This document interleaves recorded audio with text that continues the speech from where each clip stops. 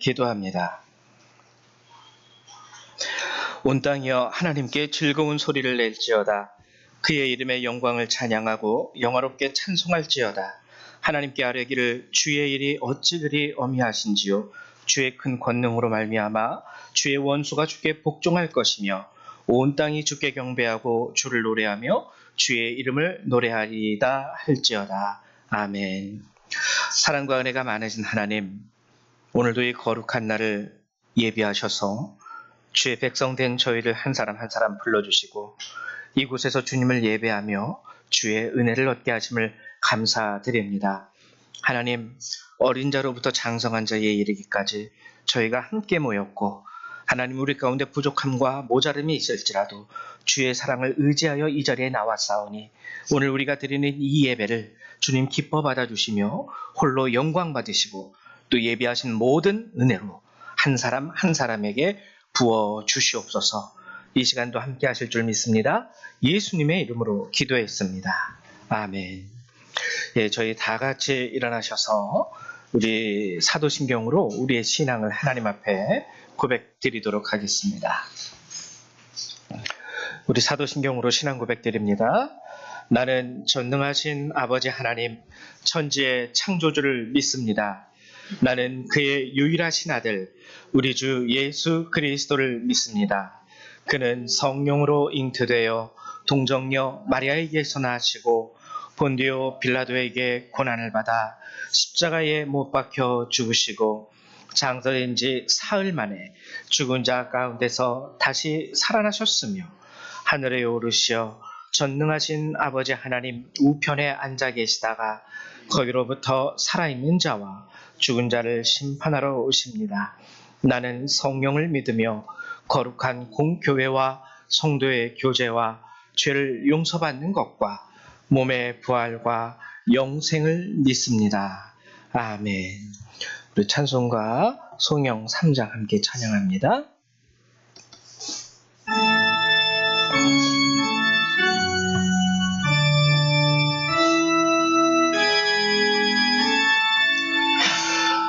성부 성자와 성령 찬송과 영광 돌려보내세. 때초로 지금까지 또 영원 무궁토록 성삼위께 영광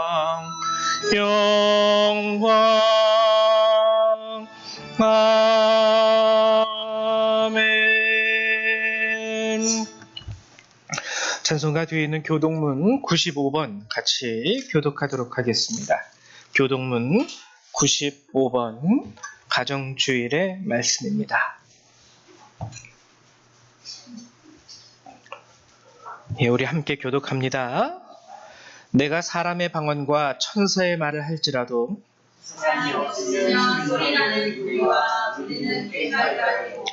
내가 예언하는 능력이 있어 모든 비밀과 모든 지식을 알고 또 산을 옮길 만한 모든 믿음이 있을지라도 내가 내게 있는 모든 것으로 구제하고 또 내 몸을 불사르게 내줄지라도 사랑이 없으면 내게 아무 의미 없느니라. 사랑은 오래 참고 사랑은 온유하며 시기하지 아니하며 사랑은 자랑하지 아니하며 교만하지 아니하며 무례히 행하지 아니하며 자기의 유익을 구하지 아니하며 속내지 아니하며 악한 것을 생각하지 아니하며 우리를 기뻐하지 아니하며 진리와 함께 기뻐하고 모든 것을 참으며 모든 것을 믿으며 모든 것을 바라며 모든 것을 견디느니라. 사랑은 언제까지나 떨어지지 아니하되 미련도 패하고 방언도 그치고 지식도 헤아리라. 그런즉 믿음, 소망, 사랑 이 세 가지는 항상 있을 것인데 그 중에 제일은 사랑이라. 아멘. 네, 자리에 앉아주시기 바랍니다. 우리 찬송 한 장 더 찬양합니다. 찬송 27장 함께 찬양하도록 하겠습니다. 27장입니다.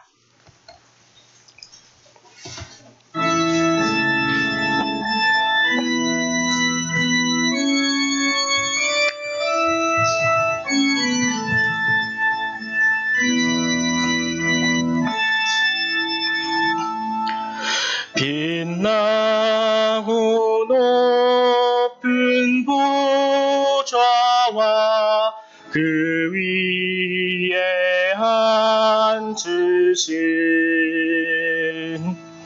주 예수 얼굴 영광이 해같이 빛나네. 해같이 빛나네. 지극히 높은 위엄과 한없는 자비를 무천사 소리 합하여 늘 찬송 드리네. 늘 찬송 드리네. 영축을 나를 살리려 그 영광 떠나서 그 부끄러운 십자가 날 위해 지셨네. 날 위해 지셨네. 나 이제 생명이 있음은 주님의 은혜요. 저 사망 권세 이기니 큰 기쁨 넘치네. 큰 기쁨 넘치네. 주님의 보좌 있는데 천한 몸 이르러 그 영광 몸소 배울 때 내 기쁨 넘치리. 내 기쁨 넘치리.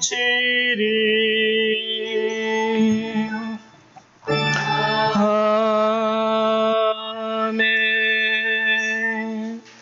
네, 우리 이 시간에는 예배를 위해서 홍길표 장로님 나오셔서 기도해 주시겠습니다.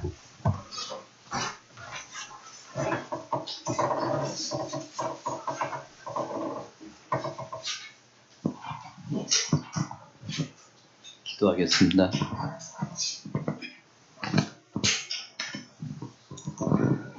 사랑과 은혜가 풍성하신 하나님, 지난 한 주간도 주님께서 함께 하셔서 위로와 평안함으로 보내게 하여 주심에 감사드립니다.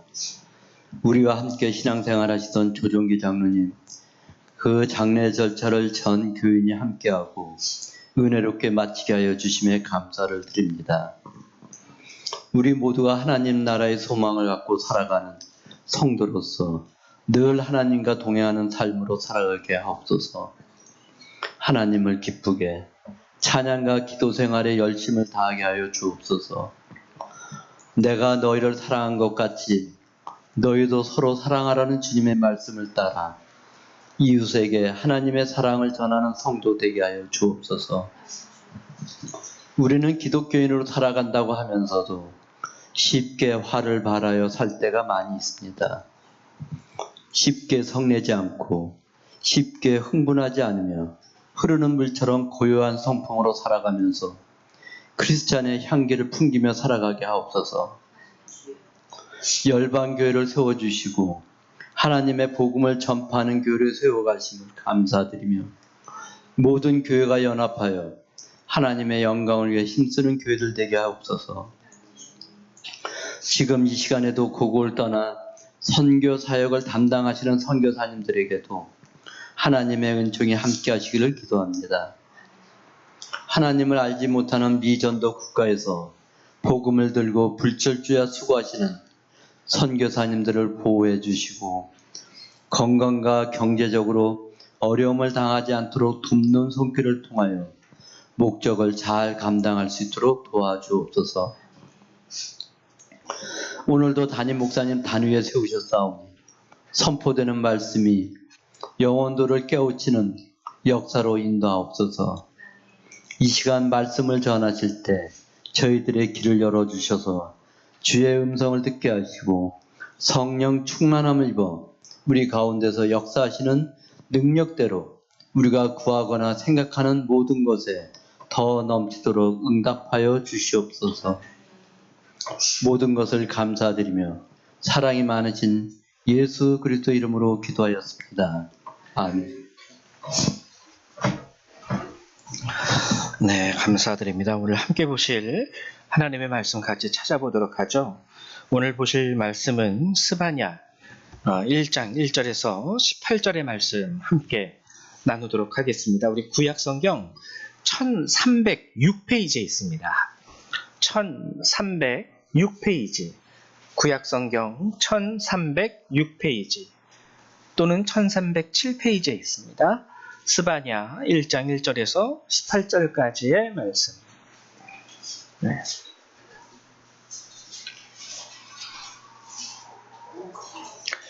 네, 다 찾으신 줄로 알고 한 절 한 절 같이 교독하도록 하죠.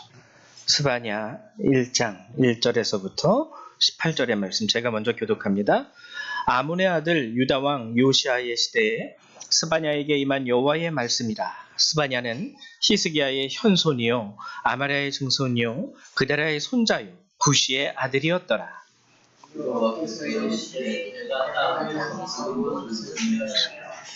내가 사람과 짐승을 진멸하고 공중의 새와 바다의 고기와 거치게 하는 것과 악인들을 아울러 진멸할 것이라.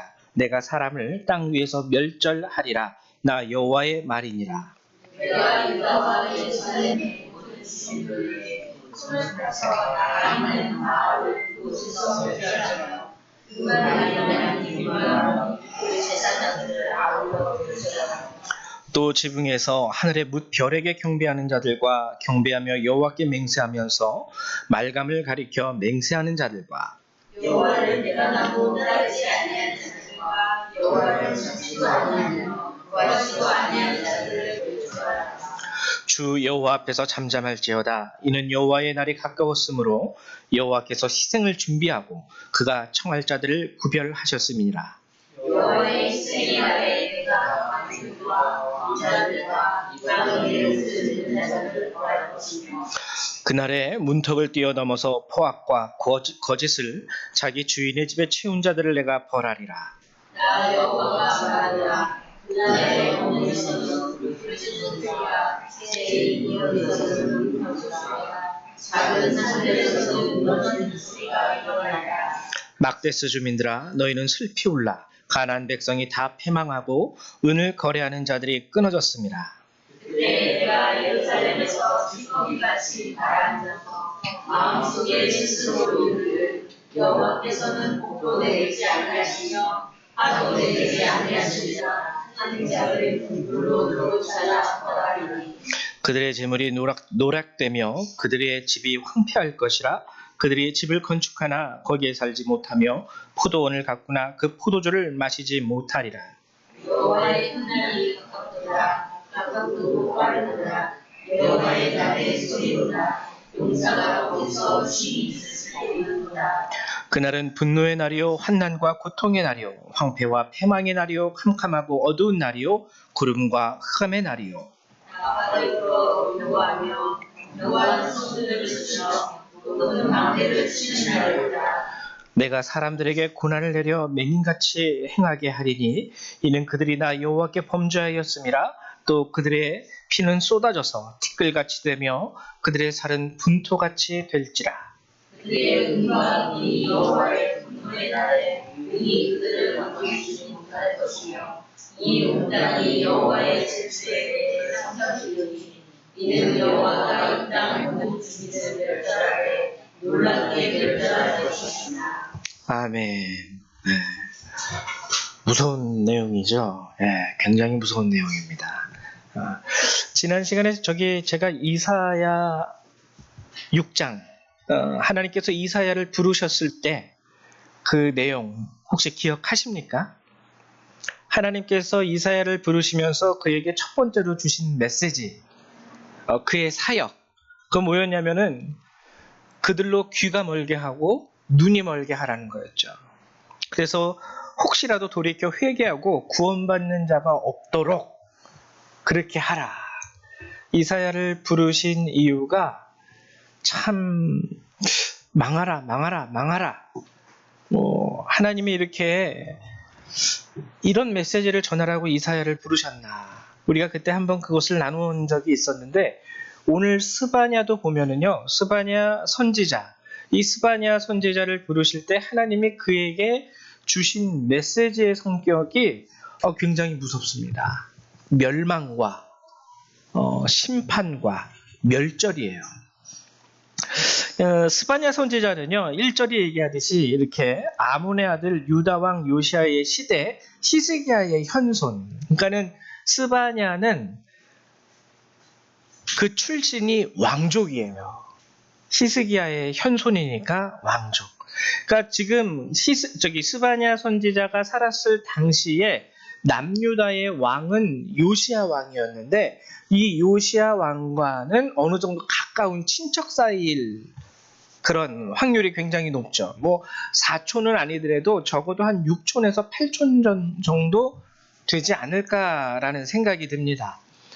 요시야가 왕이었고 그의 친척으로서 또 같은 왕족으로서 있었던 사람 그 스바냐를 하나님은 부르신 거예요.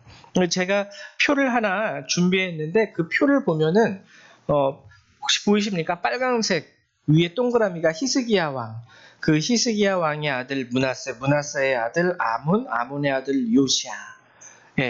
요 요시야 때에 스바냐가 활동을 했던 것이죠. 근데 스바냐에게 주시는 이 하나님의 메시지는 참 달가운 메시지는 아닙니다. 달가운 메시지는 아니에요. 스바냐가 하나님이 주신 메시지를 선포하면서 심판을 얘기합니다. 심판을 얘기하는데요. 8절을 한번 제가 읽어드릴게요. 여호와의 희생의 날에 내가 방백들과 왕자들과 벌할 것이며 그래요. 왕자는 또 누굽니까? 그들도 왕족들이잖아요. 그러니까 스바냐하고는 친척 사이예요. 근데 하나님이 그들을 벌할 것에 대하여 스바냐에게 선포하라고 말씀해 주십니다. 쉽지 않을 거예요. 그렇죠? 여러분 만약에 친척 중에 사촌 중에 너 망할 거야. 하나님이 나한테 말씀하셨는데 하나님이 너 망하게 하신대. 가만히 안 놔두신대. 하나님이 주신 메시지라 그래도 당장 같은 왕족으로서 친척에게 그거를 말한다라는 거는 인간적으로 쉽지 않은 일입니다. 근데 하나님께서는 스바냐를 부르셔서 그것을 명하세요. 더욱이 2절과 3절에 보면은 하나님께서 스바냐를 통해서 선포하시는 이 심판의 수준이 뭘 떠오르게끔 하냐면 노아의 방주 시대를 떠오르게 합니다. 2, 3절 한번 읽어볼까요? 제가 읽어드릴게요. 여호와께서 이르시되 내가 땅 위에서 모든 것을 진멸하리라. 내가 사람과 짐승을 진멸하고 공중의 새와 바다의 고기와 거치게 하는 것과 악인들을 아울러 진멸할 것이라. 내가 사람을 땅 위에서 멸절하리라. 거의 노아 시대의 수준과 같은 심판을 행하시겠다고 하는 거예요. 굉장히 무서운 내용입니다. 하나님 그냥 어느 정도 회초리로 때리시는 것도 아니고 어느 정도 질병이라든지 기근이라든지 그런 게 아니라 노아처럼 완전히 온 세상을 물로 멸하셨듯이 멸절시키시겠다고 하나님이 이렇게 얘기하는 거예요. 근데 제가 오늘 여러분들하고 나누고자 하는 말씀의 주제는 이러한 하나님의 심판에 대한 것이 아니에요. 심판에 대한 것이 아니라 7절의 말씀입니다. 7절의 말씀을 보면 이렇게 기록을 하고 있어요. 주 여호와 앞에서 잠잠할지어다. 이는 여호와의 날이 가까웠으므로 여호와께서 희생을 준비하고 그가 청할 자들을 구별하셨음이니라. 여기 우리말 성경에는 나오지 않았는데 여기에서 우리말 번역할 때 생략된 단어가 하나 있습니다. 그게 뭐냐면 여호와께서 희생을 준비하고 할 때 그의 백성으로, 그러니까 제물이 되는 게 양과 소와 비둘기 이런 게 있잖아요. 이런 것들이 제물이 되어서 하나님 앞에 예배를 드리는 건데 이때만큼은 하나님께서 소나 양이나 비둘기와 같은 동물이 아니라 하나님의 백성을 희생의 제물로 삼으시겠다는 거예요. 하나님의 백성으로 희생을 준비하고 그리고 그 희생을 드리는 이제 그 심판을 제사로 지금 하나님께서 비유해서 설명하시는 거예요. 하나님께 드리는 제사로. 그래서 하나님의 백성이 그 제사에 쓰일 희생제물이 되고 그리고 하나님의 제사가 갖는 특징 중에 하나가 있습니다. 희생제사를 드릴 때요. 하나님이 예를 들면 소를 각을 떠서 희생제사를 드릴 때 번제로 다 드리는 경우도 있는데 화목제 같은 경우는요.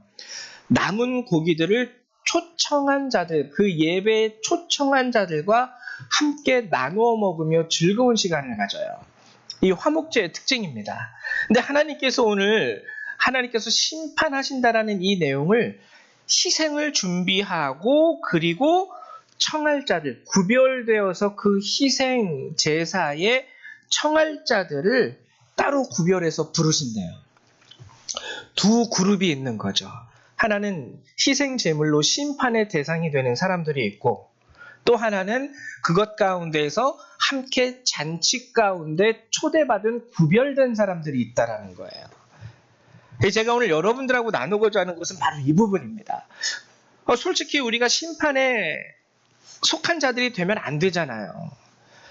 심판에 속하는 자들은 제가 여러분들에게 설명드리지 않아도 여러분 대충 다 아시지 않습니까? 그래서 제가 오늘 여러분들하고 함께 이 말씀을 통해서 나누려고 하는 자들은 그 심판의 자리에서도 구별되어서 하나님의 청음을 받은 이 사람들. 이사야에서도 뭐라 그랬죠? 하나님이 뭐는 남겨 있으리라 그랬죠? 거룩한 씨가 무엇과 같이? 그루터기와 같이. 그래서 하나님이 모든 것을 다 멸절하고 심판하실 것을 선포하셨지만 그 가운데서도 하나님께서 잔치로 초청하는 구별된 자들이 있다라는 거예요. 그루터기와 같은 것. 그 사람들. 스바냐에서도 이것을 언급하고 있습니다. 이사야 선지자를 통해서 언급했던 그 그루터기 거룩한 씨. 그들이 여기에서는 따로 그 희생제사의 청함을 받은 구별된 자들로 나타나고 있는 거예요. 그래서 제가 여러분들에게 예전에 한번 얘기한 것 같은데 여러분들 혹시 기억하시는지 모르겠어요. 심판, 성경에 나와 있는 심판이라는 것은 두 가지를 의미한다고. 하나는 말 그대로 정말 징벌이에요. 징벌. 그러나 또 하나 이 심판이 의미하는 게 뭐라 그랬죠? 시상이에요. 그래서 마지막 우리가 하나님 나라에 가게 되면 이 땅의 삶을 마치고 하나님 나라에 가게 되면 하나님을 뵙게 되는 그 순간이 둘 중에 하나로 갈려집니다. 어떤 이에게는 그것이 심판의 자리예요. 하나님으로부터 정죄를 받고 영원한 형벌에 들어가요.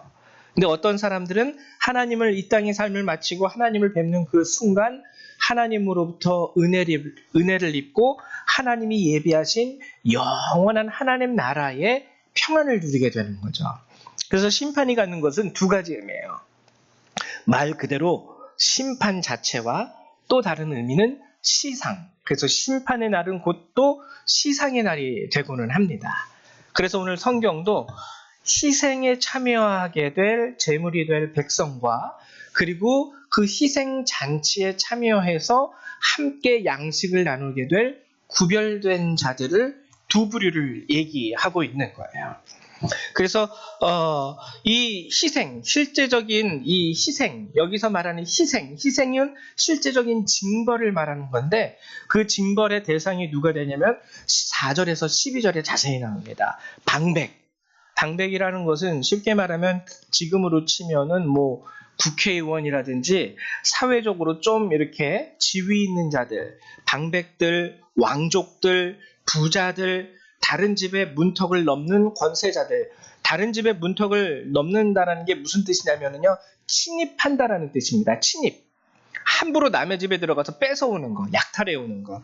남의 다른 집의 문턱을 넘는 권세자들, 바알과 그마립은 이방의 제사장. 기독교에서는 뭐 제사장으로 비유할 수 있는 사람을 지금 목사님, 뭐 신부님 이렇게 얘기하죠. 그래서 그마림이라는 건 그 당시에 이방 종교의 제사장이 그마림이에요. 그마림, 그리고 별을 경배하는 자, 말감을 가리켜 맹세하는 자. 그리고 또 여기 이제 있어요. 하나님을 찾지 않는 자 또는 하나님을 무시하는 자. 예, 무시하는 자. 이런 자들을 하나님께서 오늘 성경을 보면은요, 12절에 제가 읽어드릴게요. 하나님이 어느 정도까지 지금 진노해 계신 상태냐면, 그때 내가 예루살렘에서 찌꺼기 같이 가라앉아서 마음속에 스스로 이르기를 여호와께서는 복도 내리지 아니하시며 화도 내리지 아니하시리라. 그러니까 완전한 무시거든요. 무시하는 자를 등불로 두루 찾아 벌하리니. 등불로. 후레쉬 켜가면서 어두운 곳 다 뒤져보면서 그런 사람들을 다 찾아서 벌하겠다라고 얘기하신 거예요. 참 마지막 심판의 날의 모습입니다. 그리고 또 한 가지 제가 이제 사진 자료를 하나 준비했는데 한번 사진 보여주시겠어요? 이게 그 당시에 암몬 족속이 믿었던 우상이에요. 암몬 족속. 이게 성경에서는 세 가지 이름으로 나오는데, 하나는 몰렉, 그리고 하나는 밀곰, 그리고 오늘 본문에서는 말감, 이렇게 나옵니다. 이 보이세요? 이 황소 같은 애, 그 밑에 화로죠?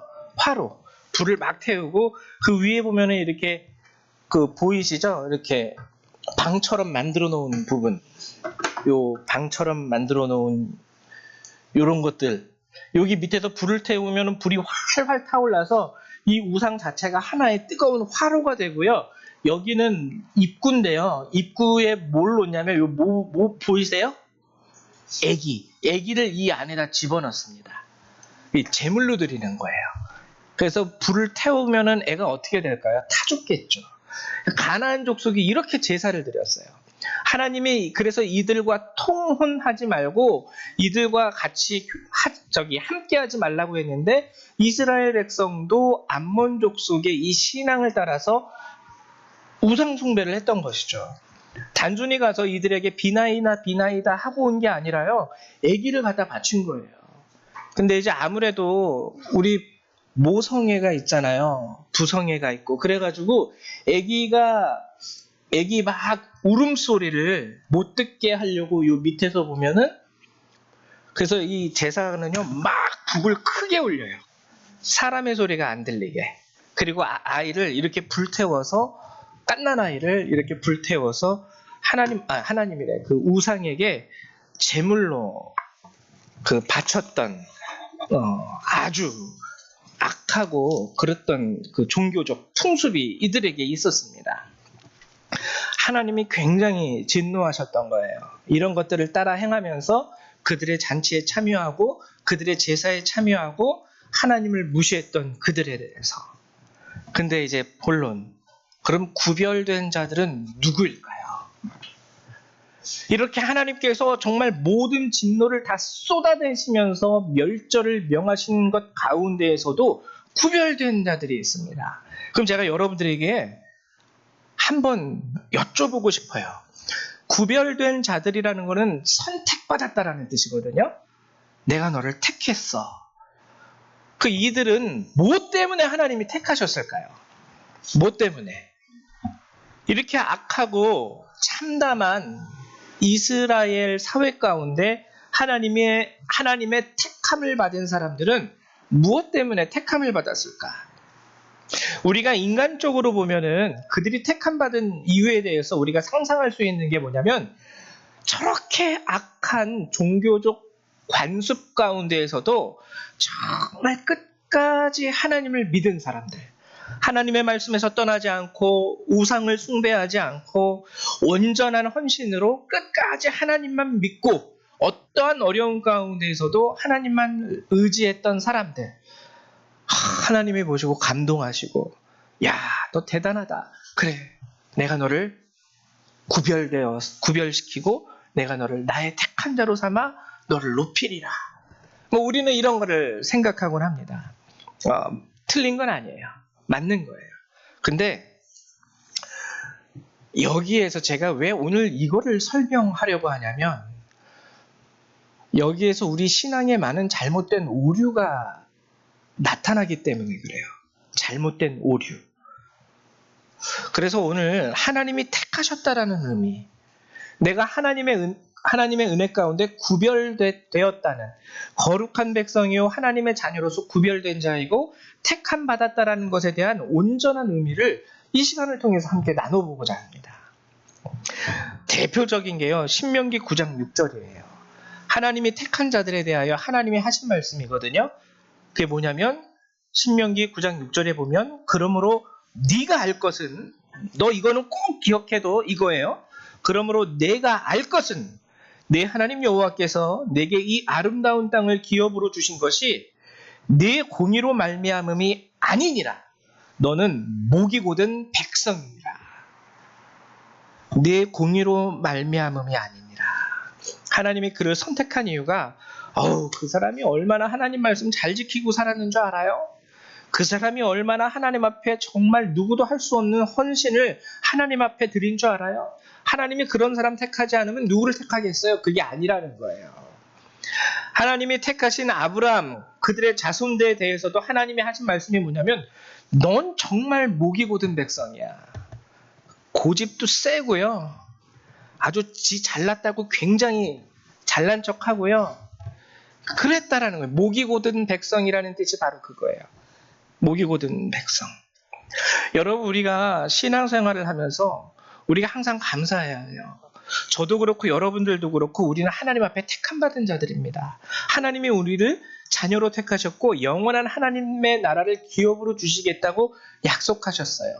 그러나 그러한 택하심에 대해서 우리가 알아야 되는 것은, 그러한 하나님 앞에 선택받았다라는 것, 우리가 택함 받았다라는 것의 이유, 원인, 근거가 우리에게 있는 것이 아니라는 거예요. 우리에게 있는 것이 절대로 아니라는 겁니다. 저도 그래요. 제가 여러분 앞에 목회자로 서 있지만 그렇다고 해서 내가 더 거룩해서, 내가 뭔가 여러분들보다는 성경에 대해서 많은 지식을 알고 있기 때문에, 아니면 제 마음이, 내 생각이 여러분들보다 하나님 앞에 더 거룩하고 선하기 때문에 절대 아닙니다. 그래서 저는 두려워요. 항상 이 직분이 제일 두려워요. 그래서 저희 집사람한테 종종 고백합니다. 빨리 이 목회자의 삶이 끝났으면 좋겠다고. 왜냐면은요, 감사해요. 정말 내가 하나님 앞에 부름받아서 목회자로 살아간다는 것이 감사하기도 한데, 한편으로는 이게 굉장히 무서워요. 같은 잘못을 해도 목회자들은 더 벌 받아요. 성경이 그런 말씀 많이 합니다. 그래서 아무나 선생이 되려 하지 말라 그랬어요. 겉으로 보면은 더욱더 하나님 앞에 택함받고 구별된 자인처럼 보이지만, 마지막 심판의 날에 하나님 앞에 여러분들보다 배나 되는, 몇 배나 되는 하나님의 기준과 판단 가운데 책망받을 수 있는 직책이 바로 이 자리예요. 그러면 우리가 하나님 앞에 선택받은 이유는 뭘까? 하나님이 나를 택하신 이유는 뭘까? 그 이유는 로마서 9장 12절과 5장 8절에 나와 있습니다. 제가 읽어드릴게요. 11절 보면 잘 하셔야 돼요. 그 자식들이, 여기서는 이제 대표적으로 야곱하고 에서를 말하는 거예요. 쌍둥이잖아요. 그 자식들이 아직 나지도 아니하고 태어나지도 아니하고 무슨 선이나 악을 행하지 아니한 때 택하심을 따라되는 하나님의 뜻이 행위로 말미암지 않고 오직 부르시는 이로 말미암아 서게 하려 하사. 하나님이 에서와 야곱을, 이 쌍둥이가 태어나실 때, 태어나기 전에 이미 엄마인 리브가에게 말했습니다. 큰 자가 작은 자를 섬기리라. 내가 야곱을 택하였고 에서는 택하지 않았다. 그럼 근거가 뭘까요? 아직 엄마 뱃속에 있는데. 아직 태아예요. 그들이 무슨 선이나 악을 행했습니까?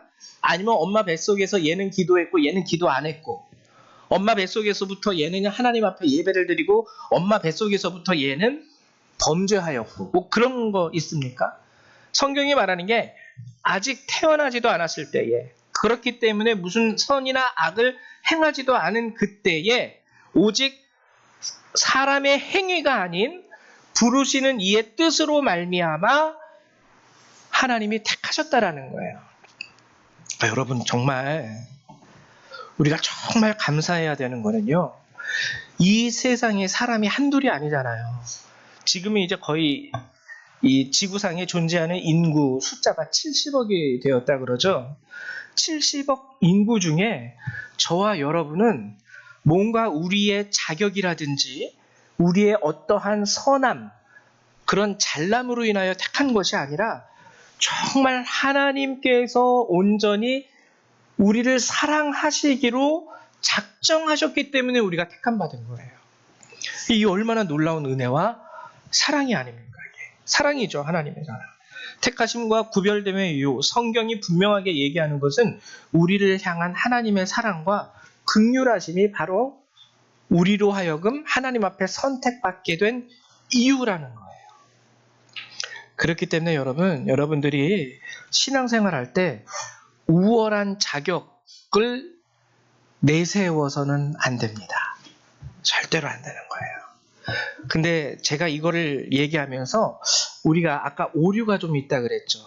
왜냐면은 우리가 하나님 앞에 택함 받았다라는 생각을 하게 될 때 여기에서 나타나는 대표적인 오류가 뭐냐면 잘못된 선민의식이에요. 잘못된 선민의식. 이 선민의식은 대표적인 부분이 지금 이스라엘의 모습이죠.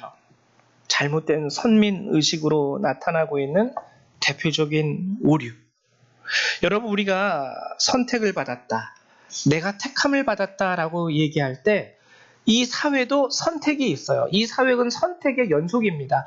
여러분들도 선택을 하고요. 오늘은 여기서 식사를 할까, 저기서 식사를 할까, 여러분들이 주체가 되어서 선택을 하는 경우도 있지만 이 사회 가운데 여러분들이 선택받아야 되는 경우도 많이 있어요. 대표적으로 뭐가 있죠? 선택받아야 되는 경우, 올림픽 금메달은 여러분들이 선택해서 받습니까? 마치 야, 오늘 된장찌개 먹을래? 김치찌개 먹을래? 나 오늘 김치찌개 먹을래. 이렇게 결정하듯이 너 은메달 가질래? 금메달 가질래? 이왕이면 금메달이 좋지. 나 금메달 줘. 이렇게 해서 여러분들이 금메달 얻는 거 아니잖아요. 선택을 받아야 돼요. 금메달을 따기 위해서는 선택을 받아야 돼요. 그럼 선택을 받기 위해서 뭐가 진행이 됩니까? 운동 경기 자체가 다 뭐예요? 경쟁이죠. 누가 더 열심히, 누가 더 기술이 좋고, 누가 더 체력이 좋고, 운도 따르겠지만, 그래서 사회적으로 선택받았다라는 것은요, 솔직히 말해서 나잘란이 있어요. 내가 너보다 더 잘났으니까 내가 금메달 딴 거고, 너는 나보다 못했으니까 은메달, 동메달 딴 거야. 그리고 또 대표적인 게 우리나라 고쳐야 될 것 중에 하나지만 대학 입시. 그렇죠. 대학 입시. 공부 잘하고 열심히 하는 애들은요, 좋은 대학 가요.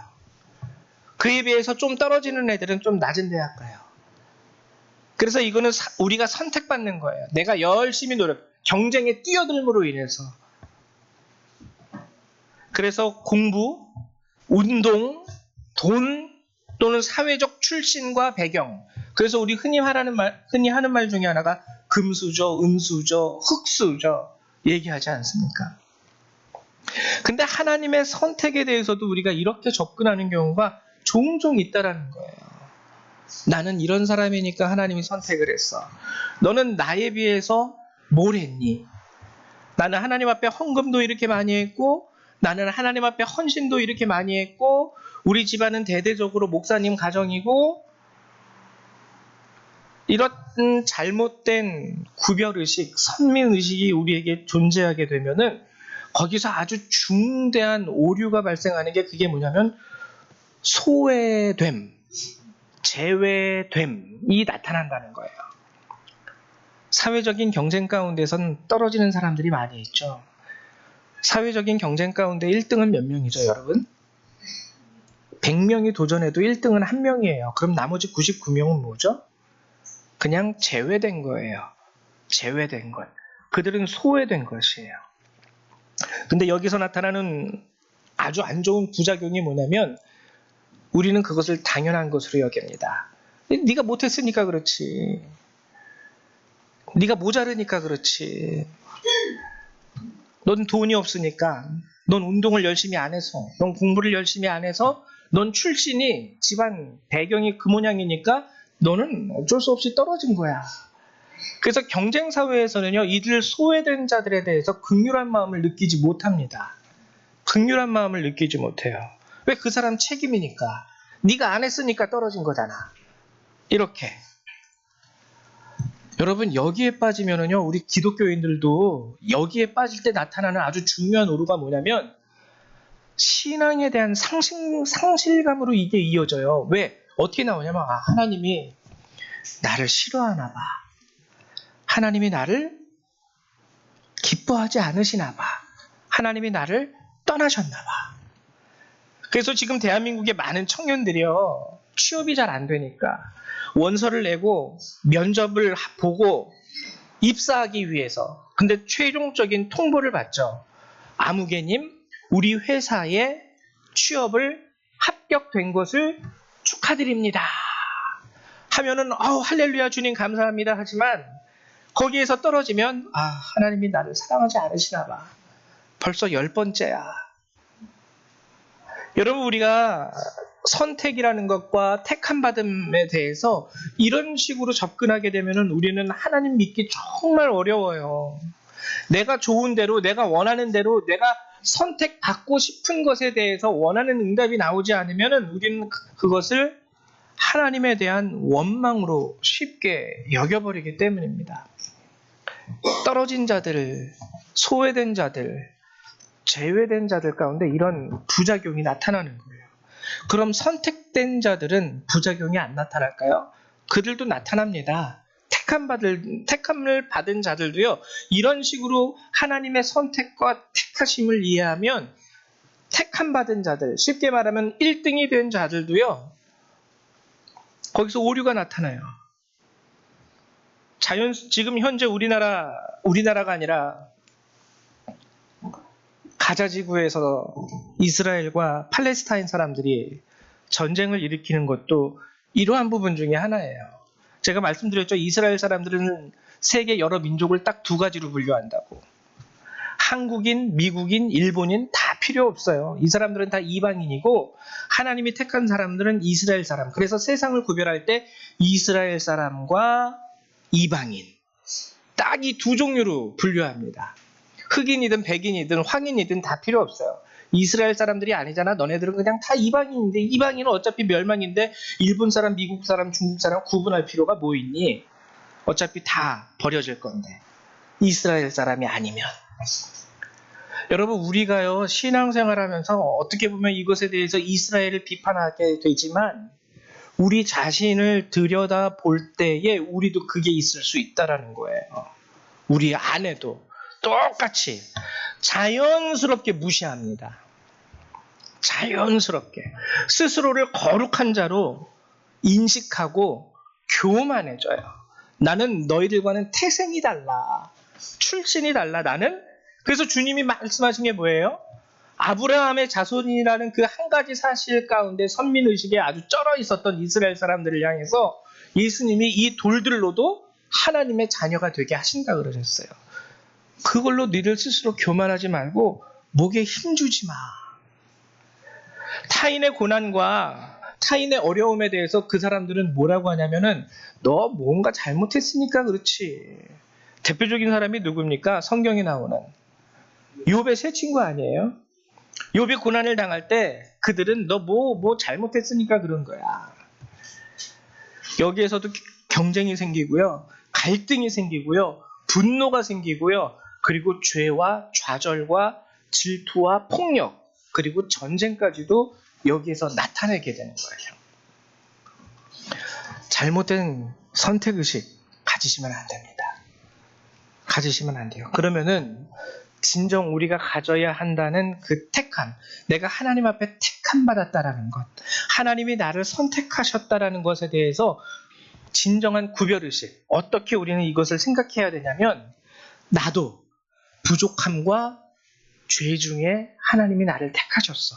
디모데후서 2장 10절에 이렇게 기록하고 있습니다. 그러므로 내가 택함 받은 자들을 위하여 모든 것을 참음은 그들도 그리스도 예수 안에 있는 구원을 영원한 영광과 함께 받게 함이라. 그들도 함께 받게 하려 함이라. 그들도 함께 받게 하려 함이라. 그리스도께서 우리를 택하셨다라는 것은 이 의미가 담겨 있습니다. 아, 나도 죄인인데 나도 정말 솔직히 목사지만 더러운 거 많아. 나도 되게 못난 거 많고 목사기 때문에 보여주지 못해서 그렇지 집에 가면 우리 집사람이랑 애들은 내가 얼마나 쪼잔하고 못났고 못되고 죄된지 다 알아. 여러분, 그럼에도 하나님이 나를 택하셨어. 그러니까 너도 그래, 죄는 짓지 말아야 되지만 그것 때문에 하나님이 널 버렸다고 스스로 생각하지 마. 나도 택하셨는데 하나님이 나도 사랑하셨는데 너라고 사랑 안 하시겠니? 그러니까 돌이키고 하나님께 돌아오기만 하면 돼. 여러분, 이게 성경이 말하는 진정한 선민사상입니다. 내가 너를 택한 이유는 그들도 함께 받게 하기 위하여 택한 거야. 이거라는 거예요. 디모데후서 2장 10절에서 말한 것. 그렇기 때문에 사도 바울이 말한 게 뭐냐면, 내가 이것 때문에 오늘도 참고 견디고 그들로 하여금 예수 안에 있는 구원을 영원한 영광과 함께 그들도 받게 하기 위해서 나 오늘 이렇게 살고 있는 거야. 사도 바울이 말한 내용이 바로 이 부분입니다. 저도 똑같아요. 여러분들도 똑같아요. 감히 내가 목사인데 안 된다는 거예요. 잘나서 목사 된 게 아니기 때문에. 그저 부족한 가운데에서도 하나님께서 이 직분을 내게 맡겨주신 것 뿐이지, 뭔가 내가 목사가 됐다 그래서 우월하고 뭔가 하나님 옆에 있는 것 같고 하나님 머리 위에 있는 것 같고 여기면 큰일 난다는 거예요. 목사뿐이겠습니까? 우리 스스로가 그런 의식을 가지고 살아갈 수 있어야 돼요. 이게 진정한 성경이 말하는 선민의식과 선민사상이에요.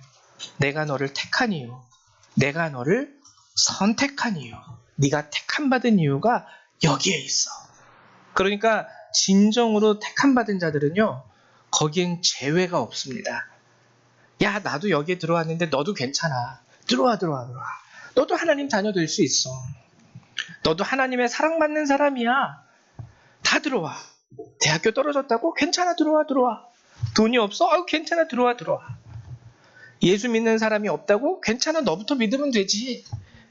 이게 성경이 말하는 선민의식의 참된 모습이라는 것이죠.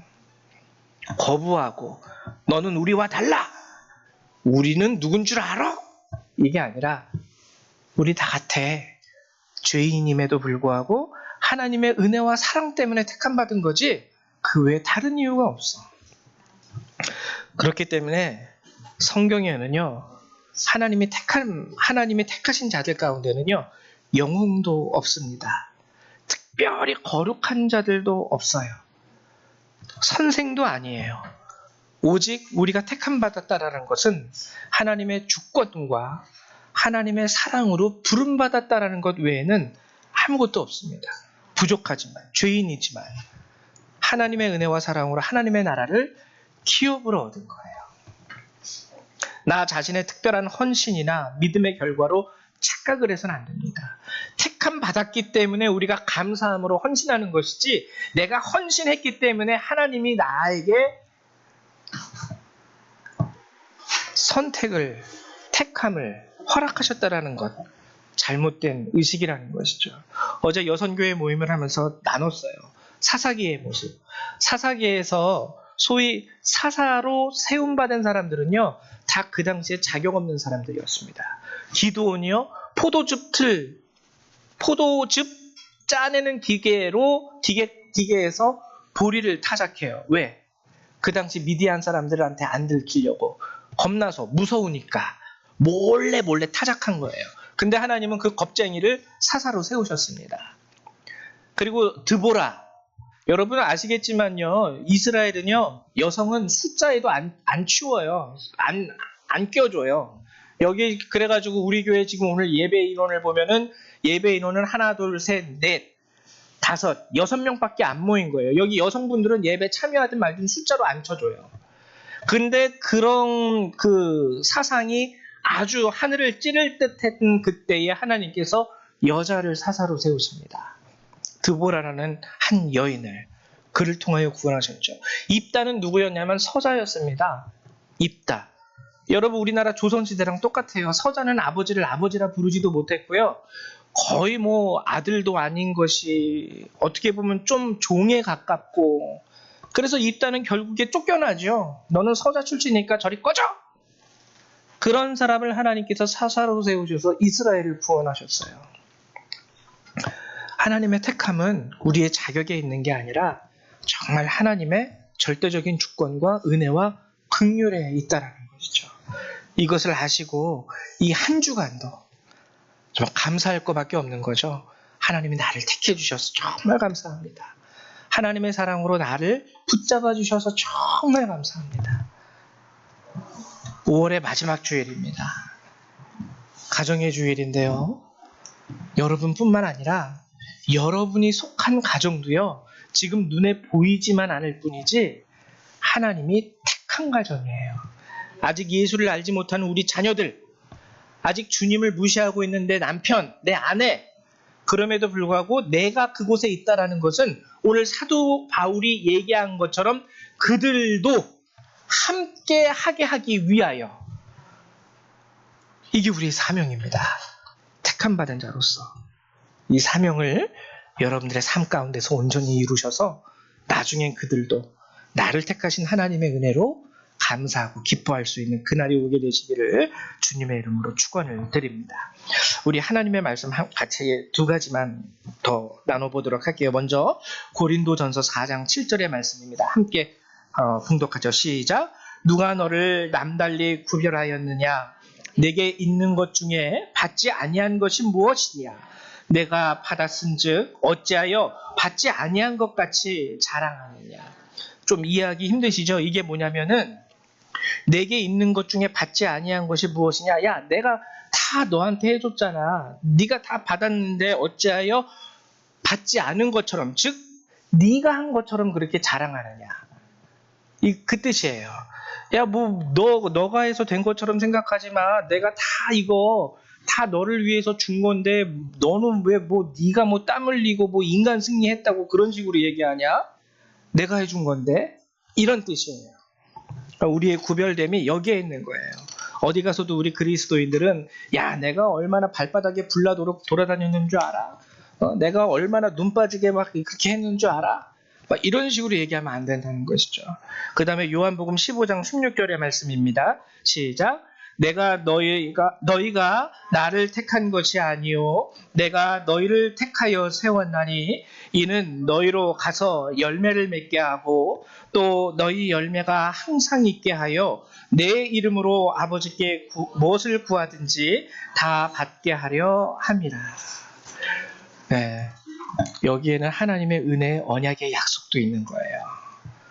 하나님이 우리를 택하신 이유는 열매를 맺게 함으로 너희들이 구하는 모든 것들을 다 받게 하려 합니다. 이 은혜가 여러분들에게 있게 되기를 주님의 이름으로 축원드립니다. 제가 잠깐 기도하고 끝내도록 하죠. 기도합니다. 사랑과 은혜가 많으신 하나님, 참으로 감사를 드립니다. 참으로 내세울 것 없고 하나님께 드릴 것 없는 저희지만 하나님께서 하나님의 주권으로 주의 은혜와 주의 사랑으로 저희들을 택하여 주셔서 오늘 열방교회라는 이 이름 안에서 한 가족이 되게 하시고 주님을 예배하는 예배자로 세워지게 하심을 감사드립니다. 세상에 대하여 심판과 멸망을 선포하는 그날에도 하나님께서는 하나님의 택하신 자들을 구별하셔서 희생의 잔치 가운데 그들을 초대하시고 그들에게 하나님이 예비하신 놀라운 상급으로 허락하시는 줄 믿습니다. 하나님, 간절히 바라는 것은 우리 모든 열방의 성도님들이 그러한 하나님의 택하심 가운데에서 어긋나지 아니할 수 있도록 도와주시고, 주님의 택함 가운데에서 저들이 스스로 교만함으로 인하여 떨어져 나가는 그러한 일이 생기지 않도록 저들을 지켜 주시옵소서. 감사합니다. 예수님의 이름으로 기도했습니다. 아멘. 네, 우리 이 시간에는 찬송가 559장 함께 찬양하시면서 준비하신 예물을 하나님 앞에 드리도록 하겠습니다. 559장입니다.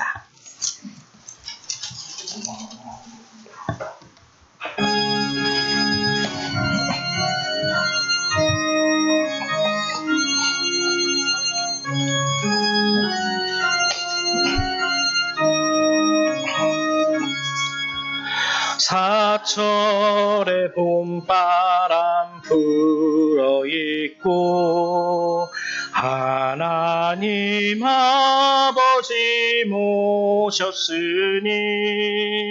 믿음의 반석도 든든하다.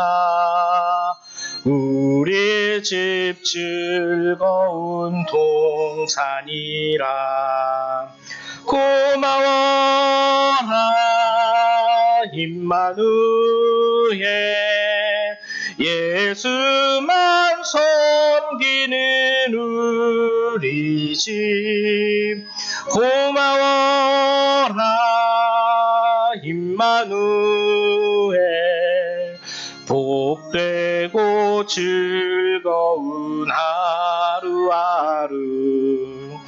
어버이 우리를 보이시고 동기들 사랑에 뭉쳐있고 기쁨과 서름도 같이 하니 한간의 초가도 천국이라. 고마워라 임마누엘, 예수만 섬기는 우리 집. 고마워라 임마누엘, 복되고 즐거운 하루하루. 아침과 저녁에 수고하여 다 같이 일하는 온 식구가 한 상에 둘러서 먹고 마셔. 여기가 우리의 낙원이라. 고마워라 임마누엘, 예수만 섬기는 우리 집. 고마워라 임마누엘, 복되고 즐거운 하루하루. 아멘. 드리신 예물 위해서 기도합니다. 사랑의 주님, 참으로 감사를 드립니다. 늘 부족하고 죄 많은 저희들이지만 하나님께서 자녀로 택하셔서 주님의 은혜를 허락하여 주시고 또 우리에게 귀한 하나님 나라의 언약을 하나님 허락하심도 감사드립니다. 오늘 이 시간 우리 성도님들 그러한 주님의 은혜에 감사함으로 하나님 주께서 말씀하신 바 감사의 예물 11조의 예물을 구별하여 주님 앞에 내어드립니다. 저들이 감사한 마음으로 드리는 이 두 손의 예물을 주께서 기뻐 받아주시고 또 드리는 자들의 손길 가운데 은혜를 더하셔서 저들이 복의 복을 누리게 하시며 은혜 위에 은혜를 얻게 하여 주시옵소서. 이 예물을 기뻐 받아주실 줄 믿고 감사드리며 예수님의 이름으로 기도했습니다. 아멘. 네, 교회 소식을 알려드리도록 할게요.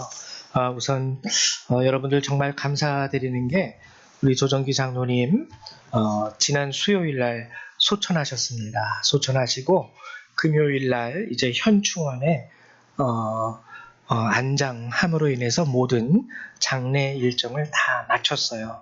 정말 감사했던 거는 뭐냐면 제가 이제 전도사 시절부터 목회자 생활을 하면서 장례식을 같이 이렇게 참여하고 따라다닌 경우가 한 10번 되는데요. 우리 조정기 장로님의 장례식은 특별한 걸 느꼈습니다. 비통함이나 슬픔이나 그런 게 정말 느껴지지 않았고 모든 과정 가운데 함께 나누는 대화라든지 그런 것들이 감사, 찬양, 간증이었어요. 우리 조민영 집사님도 그랬고 저도 그랬고 모든 것이 감사했고 그리고 함께 나누는 이야기들이 그간 삶을 지켜주시고 인도해 주셨던 하나님에 대한 간증이었고 그래서 정말 이렇게 행복한 감사하고 한편으로는 마음이 기쁜 장례식은 내가 지금 목회자로서 살아오면서 참여했던 장례식 중에서 유일하다라는 걸 느낄 정도로 그래서 저는 참 이 장례식이 이상하고도 희한하게 다가왔습니다. 눈물을 흘리면서 애통해하는 사람들도 옆에서 이제 화장터에서는 막 울고불고 난리가 나는데 우리는 너무 감사하고 기쁨이 가득해서 이래도 되나 싶을 정도로 희한한 장례식이었어요. 그렇지만 너무 아름다운 장례식이었고 정말 하나님이 주시는 행복이 가득한 장례식이었습니다. 함께 기도해 주셨고 그간 장로님을 위해서 기도해 주시고 또 조문해 주신 우리 성도 여러분들께 깊이 감사를 드립니다. 그리고 오늘 25일이죠. 오후 2시에 여기 포천교회에서 이제 2025년도와 6년도를 이끌어 가실 감리사님으로 운천사랑교회 황신희 목사님께서 이제 감리사님이 되셨는데 선출이 되셨는데 우리 감리사님을 강사로 초청해서 1일 부흥회를 포천교회에서 진행을 하게 됩니다. 지방으로. 그래서 시간이 되시는 분들은 저나 저희 집사람에게 말씀해 주시면 이렇게 여러분들 픽업해서 갈 수 있도록 하겠습니다.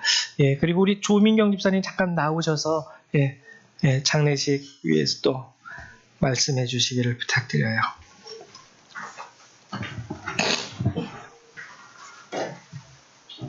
안녕하세요.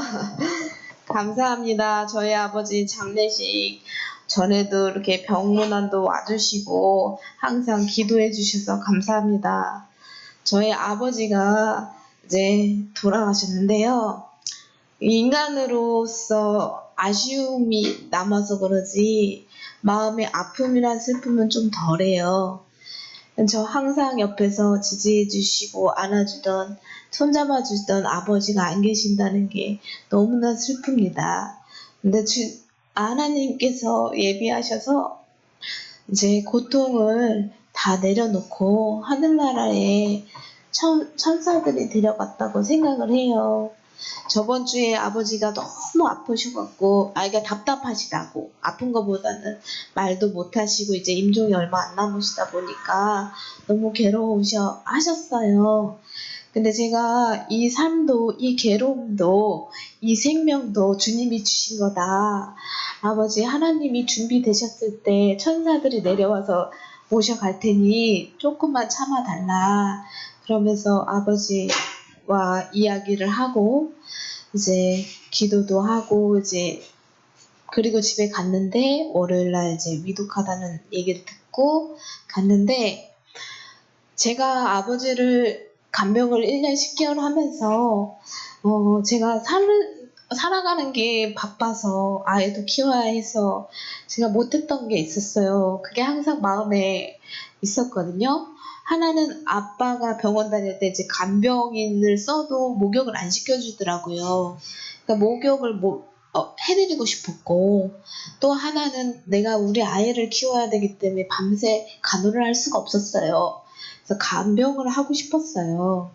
근데 그거를 제 마음의 짐을 주님이 도와주셔서 저랑 우리 남편이 딱 하루 씻겨드렸고 그리고 돌아가시기 전에 월요일부터 이제 밤에 우리 남편이 위독하다는 소리를 듣고 와서 이제 우리 마지막 손녀와 사위와 인사를 나누고 우리 남편이 휴가를 내서 한 2박 3일 정도 제가 그 병원에서 온전히 아버지랑 시간을 함께 했어요.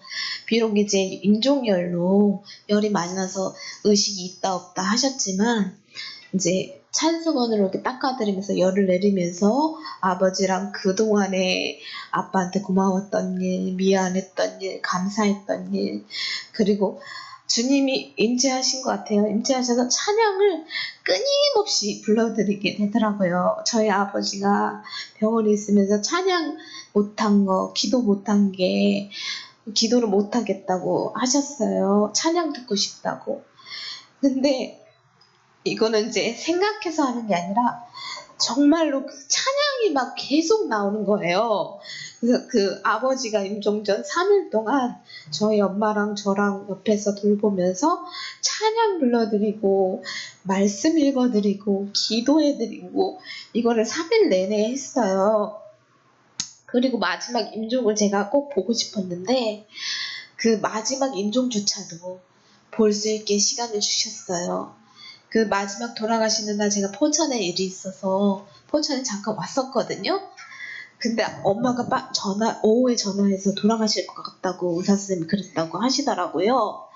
그래서 모든 일을 빨리 처리하고 그 진짜 내려가는데 차가 하나도 안 막혔어요. 월요일부터 지금까지 아버지 가시는 그 길에 차가 밀린 게 하나도 없었고요.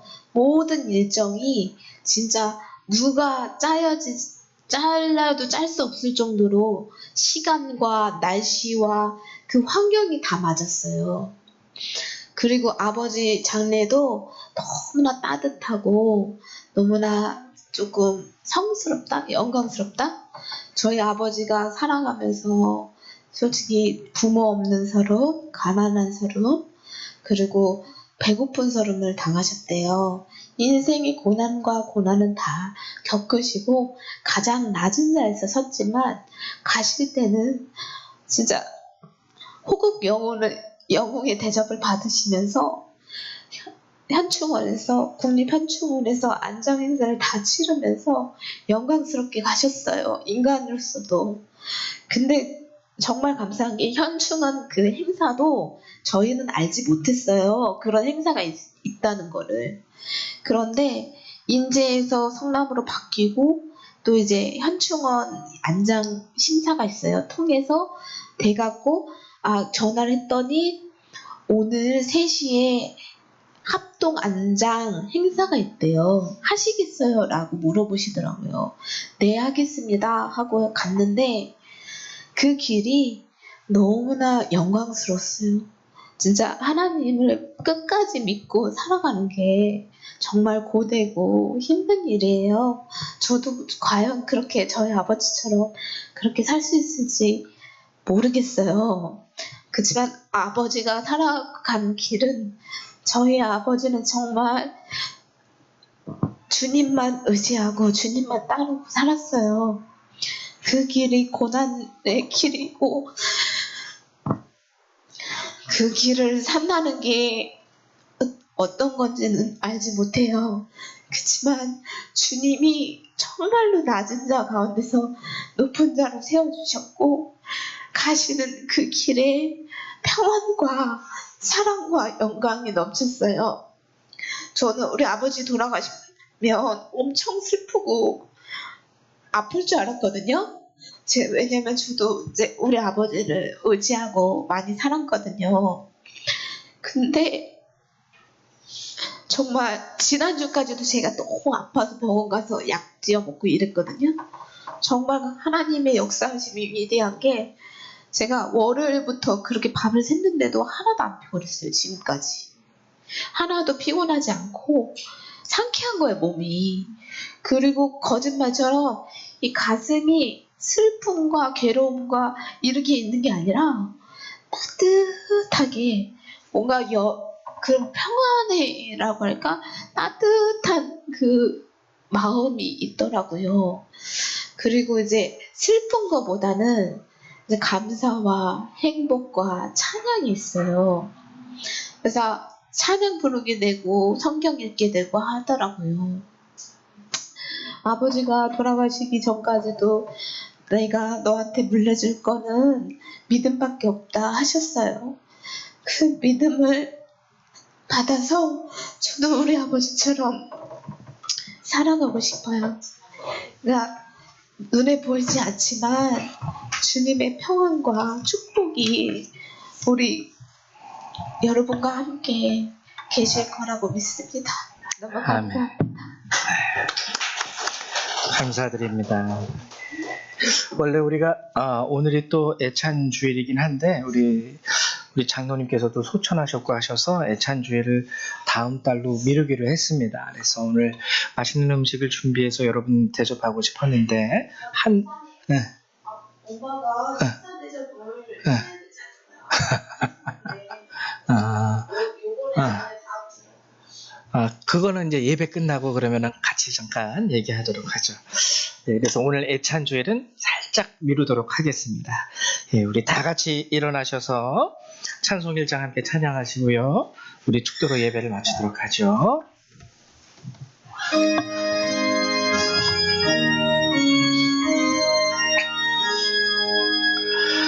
만복의 근원 하나님 온 백성 찬송 드리고 저 천사여 찬송하세 찬송 성부 성자 성령 아멘.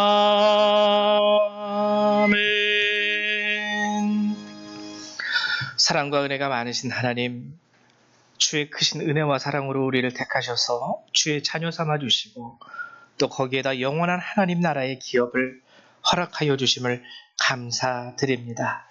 그러나 이렇게 주님 앞에 택함받은 저희들 온전한 선민의식을 가지고 살게 하시사 이 세상 가운데 아프고 고통 중에 있고 제외되고 소외된 자들에게도 우리가 받은 그 하나님의 은혜와 사랑을 온전히 전할 수 있도록 도와주시옵소서. 이 예배를 마치고 돌아가는 모든 그리스도의 백성들, 그들의 삶과 머리 위에 하나님의 은혜와 예수 그리스도의 사랑과 성령의 능력이 늘 항상 함께하여 주시기를 성부 성자 성령 하나님의 이름으로 간절히 축원하옵나이다. 아멘. 할렐루야. 감사합니다. 예배를 마치도록 하겠습니다.